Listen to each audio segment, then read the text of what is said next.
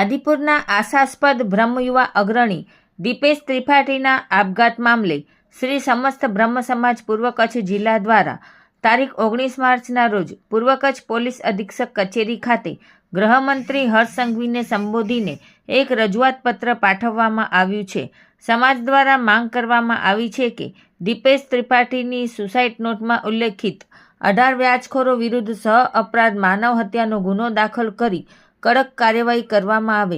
પત્રમાં જણાવાયું છે કે વ્યાજના 20 ચક્રને કારણે દીપેશે જીવન ટૂંકાવ્યું છે। બાકીના આરોપીઓને ઝડપવા માટે એસઆઈટીની રચના કરવાની અને પીડિત પરિવારને સુરક્ષા તથા ન્યાય અપાવવાની માંગ બ્રહ્મ સમાજ દ્વારા કરવામાં આવી છે।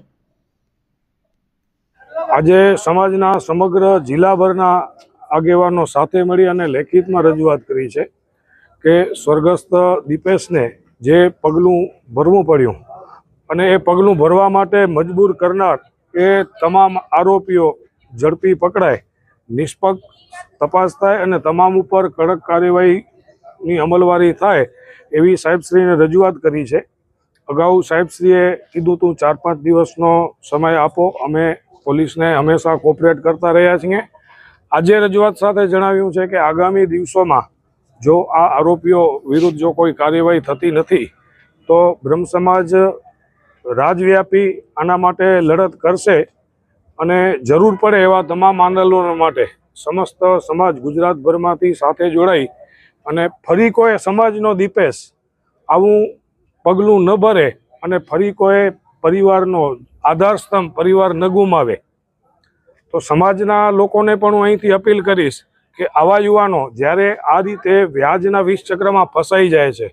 તો મુક્ત મને પરિવારના મોવડીઓને, સમાજના આગેવાનોને કે પોતાના મિત્રોને પણ એની રજૂઆત કરે કે આ રીતે હું ફસાણો છું અને આવું પગલું ભરી અને પરિવારને પણ મુશ્કેલી વેઠવવી પડે છે, પરિવારને પણ અનેક તકલીફો વેઠવી પડે છે। આ સાથે પ્રશાસનને પણ રજૂઆત છે કે કચ્છની અંદર છેલ્લા કેટલાક સમયથી આપણે જોઈ રહ્યા છીએ કે આ વ્યાજનો 20 ચક્ર ખૂબ જ વ્યાપક પ્રમાણમાં અને બ્રહ્મ સમાજ નહીં પણ અન્ય સમાજના પણ ઘણા યુવાનોએ પોતાની જીવાદોરી ટૂંકાવી છે। તો ખરેખર આ વ્યાજનો ધંધો કરનારા લોકો જે છે એ વ્યાજવટાનો ધીરધારનો લાયસન્સ ધરાવે છે કે નહીં અને લાયસન્સ ધરાવીને જો આ ધંધો કરે છે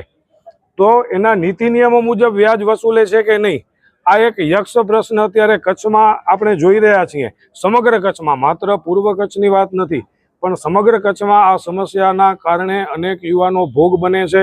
પોતાની અને વડીલોની જે અમૂલ્ય મિલકતો હોય છે એ પણ એને ગુમાવવી પડે છે।